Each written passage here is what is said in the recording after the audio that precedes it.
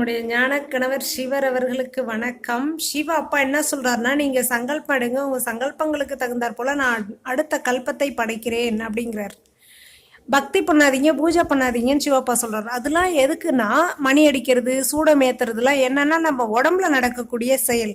சிவாப்பா பூர்வ மத்தியில நினைச்சீங்கன்னா உங்க ஜோதி ரூபமா தெரியும். அதுதான் சூடம் ஏத்துறது. மணி அடிக்கிறது என்னன்னா சவுண்டு. சிவாப்பா பேசுற சவுண்ட் அப்பதான் கேட்கும்.